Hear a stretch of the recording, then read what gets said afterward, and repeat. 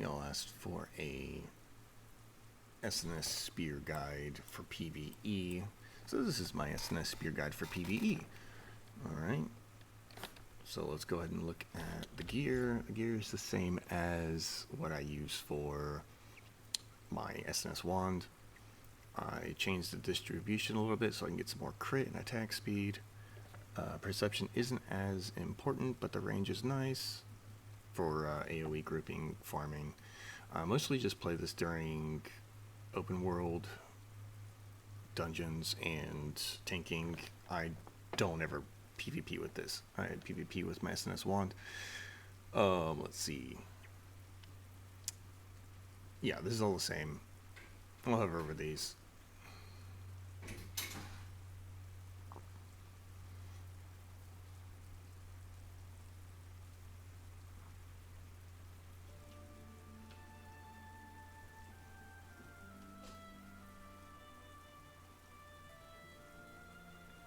Alright, and then nothing special. The attack speed goes up every time you swap to the spear, so we'll see that in a second. I'm endurance, obviously. Let's see. Skills. Not everything's leveled up. I don't have the money, and I'm maining SNS wand anyway, but this does just so much more damage when tanking for bosses. So obviously you need this. This is the only, well, these two skills I only use for threat generation. That is it. This is nice for whatever utility, pulling targets or pulling yourself to the boss if you need it, if you don't have any more dashes, if you get knocked away. Stuff like Butcher or shaikal, whatever those bosses are called. I don't run the fire spec for calling arc because I build burst stacks. I don't crit. Now we have some crit that help in the passive tree, but it's not. We don't stack a lot of burn stacks because I don't have crit gear. The only crit I have is just crit damage from Shadow Harvester. I was mainly using Shadow Harvester for when you sleep a target with a wand, you have a guaranteed crit, so I was going to give increased crit damage. It is still nice. You still do crit, thankfully, for this passive right here. You still crit, so it's nice. But this is mainly to build burst. So you build 5 burst, you build weaken ignite stacks, and you launch your, well, this spec right here.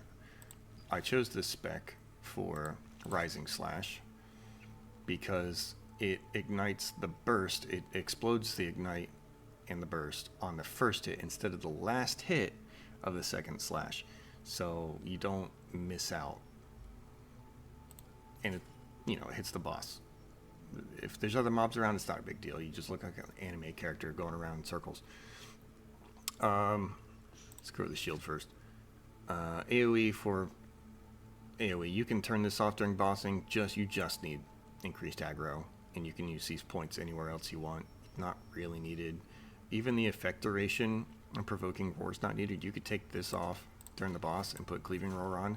You can crit a lot more that way because you lower the boss's endurance and you have the passive to increase crit rate. This is just for more damage for the party.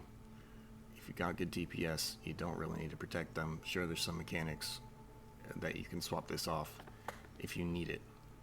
Other than that, you take the damage, counter barrier, shield strike, cooldown, still use that. Other than that, everything's in here. You do crit, you get some more burst stacks. This is important for max attack speed when hitting bosses. It just, there's some boss, like some DPS windows that is really hard to hit before the boss does a mechanic that interrupts either your Phoenix Barrage or anything else. Like this could be interrupted too. Inferno Javelin is a filler. I rarely use it unless everything's on cooldown. It's just a filler. It is great for AoE farming when you are going through the dungeon, all the mobs, and in open world, but your mana will just explode. Your mana will be non-existent. The only good thing about that is that you've got this passive, which is great. Every time you block or evade, you get a % back. And this is the main thing that sustains your mana, especially if you're tanking. If you're not tanking, you won't have mana. I do have a lot of mana regen on my gear, but that's just, it's still not enough. But if you're a tank, I never run out. I will not run out. I still run 2 foods. I've got one on right now, the herb omelet. There's a health regen, mana regen for the omelet. There's another food for max mana. I don't have it cooked, but you can do max mana and mana regen, so you can stack those 2. And then obviously the guild mana regen potion you can get from the guild shop. Going back in here just to stack ignite stacks, and it's really good AoE. I haven't really tested on bossing, but since this already stacks 5 bursts, and well, this stacks 4, this will stack a 5th, but this can stack 5 if it crits. It only stacks up 5 bursts. So this and this are to try to get ignite stacks for a bigger burst from Slaughtering Slash. But your biggest amount of damage is going to come from the passive. Well, not biggest amount of damage, but a huge amount of damage from Spectrum of Agony. Because we hit so many times with Spear. This stacks a ton of damage. Making bossing go really fast. Making AoE. That's why you see all the videos with SNS and Spear being so good at farming AoE. The only problem is you don't have anything to heal you, because this is dog shit. It's terrible. I hate it. So yeah, let's go back here. This for PVE, obviously, team buff. It's great. Everybody gets heavy attack chance. Everybody gets more damage. The shield is just there. There's some boss mechanics, but I usually just spam this when it's off cooldown. Same thing with the Great Fury. I spam it off cooldown. It's more damage for the whole party. Phoenix Barrage, same thing. Just building ignite stacks. All those ignite stacks build up, Slaughtering Slash, and you're done. I can go over the rotation before I do that. Let me go over my passives here. Last 30% of the boss's health, you're going to do more damage. I just put this on recently because I mean, you could put more heavy attack on. You could. This definitely, you can swap this out if you want. But this is just what I've been using.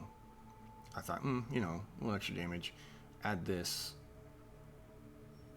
Yeah.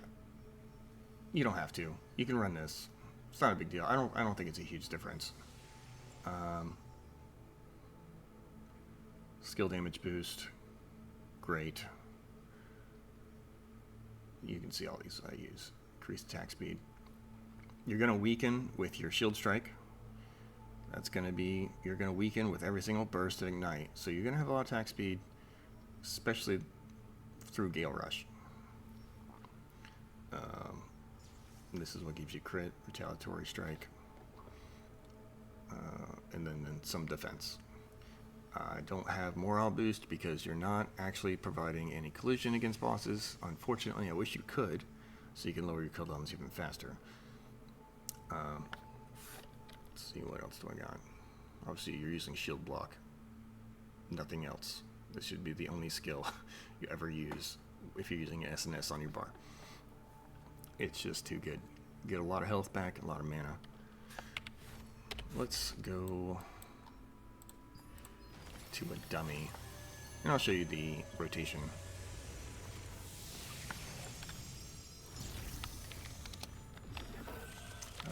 I always get turned around. Guardians. Guardians is whatever you want to use.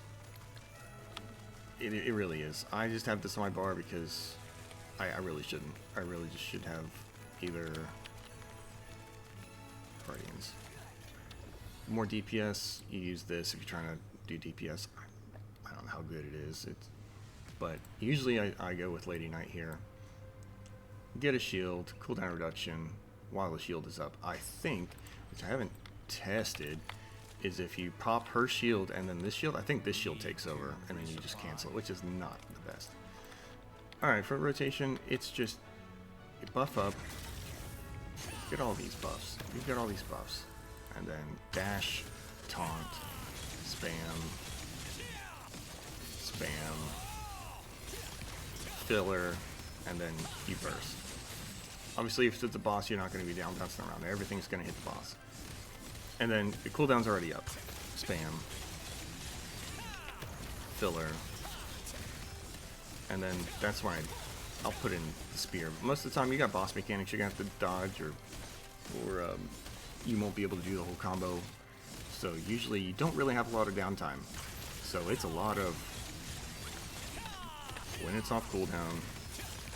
But the most important thing is proccing your Gale Rush attack speed, proccing your Provoking Roar before everything, because you want that additional hit from Spectrum of Agony. And then everything hits multiple times. Now, this specialization could change. I haven't tested it, but I might.